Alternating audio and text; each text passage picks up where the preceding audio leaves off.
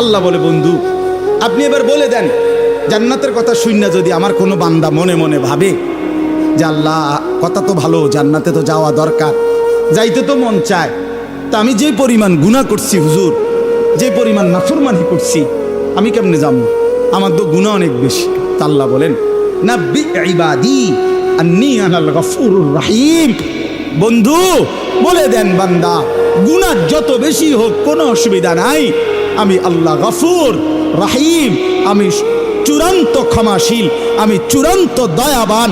আসমান পর্যন্ত যদি গুনাহ পৌঁছে যায়, কসম আল্লাহর আমি ওয়াদা দিলাম মাফ করে দেব।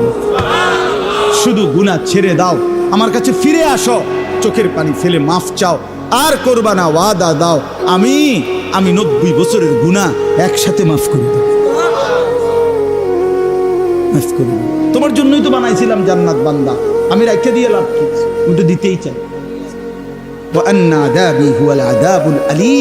এই সর্বশেষ আল্লাহ বলছে যে হে বান্দা, এই দেখেন কথাটা শেয়াল ছেলেরা তোমরা বলো ভাই শোনো, শেষ কথা আল্লাহ তাআলা নবীকে বলছে, বন্ধু এতভাবে বললাম, জান্নাতের সৌন্দর্যের বর্ণনা দিলাম, আমি মাফ করে দিমু কইছি, হয় ফিরে আসলে মাফ, 90 বছর হোক 70 বছর হোক, আসমান পরিমাণ হোক, এরপরও আমি বলছি গুনাহ যদি ছেড়ে দেয়, আবার নতুন করে যদি আমার ইবাদত শুরু করে, আমি পিছনেরটা কি করে দেব? এরপরেও যদি কেউ গাদ্দারি করে, গাদ্দারামি করে, আল্লাহ বলে আমার কথা পাত্তা না দেয়, তো আপনি তারে বলে দিয়েন আন্না আযাবি হুয়াল আযাবুল আলীম।